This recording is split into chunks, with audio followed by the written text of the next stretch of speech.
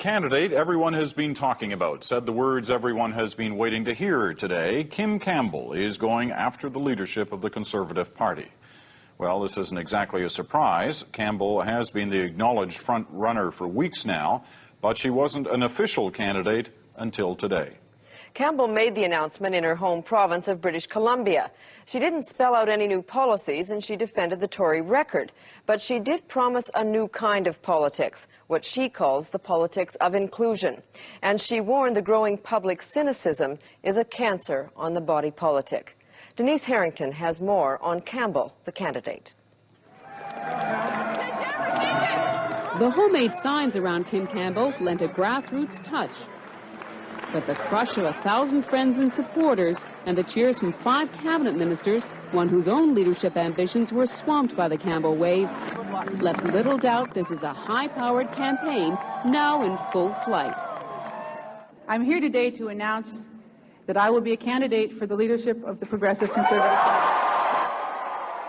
If Campbell gets the prize, she would be Canada's first female prime minister, but not, she says, a mouthpiece for women's groups. You know, we're 51% of the population. We don't all think alike. We aren't ideological clones of one another.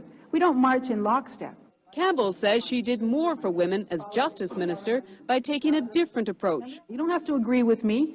Come on in the door and fight with me. Tell me what you don't think I'm doing right. But be there. And it's also the reason she wants to be Prime Minister. I'd like to change the way people think about politics in this country by changing the way we do politics in this country. But it's not just new politics. Campbell's supporters think she represents a new generation of politicians. Encouraged by public opinion polls, they think she can win the election the party seemed destined to lose under Brian Mulroney. Campbell promises Canadians would see a change, a government that listens, that explains its policies better. But they won't see her knocking the man she wants to succeed. I'm not looking for occasions to kick the Prime Minister or anybody else in the shins. Instead, Campbell kicked the Liberals, who've been grilling her in the House of Commons over unpopular Tory policies. They would just sit back and let the Conservatives take the heat for policies that many of them knew were necessary and that we would self-destruct. And that, I think, is one of the most cynical things I've seen in Canadian politics, and happily, those chickens are coming home to roost. But it's Campbell, the candidate, who's under scrutiny now. How would she get rid of the deficit? How would she get unemployed Canadians back to work?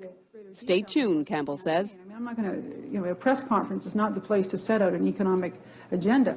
The other leadership candidates will be pressing Campbell for details, but the plan is to let Conservatives get to know Kim Campbell, the person, first. Campbell will reveal her policies cautiously because her advisors say her proposals could end up as government positions and as part of the platform in a federal election campaign. Denise Harrington, CBC News.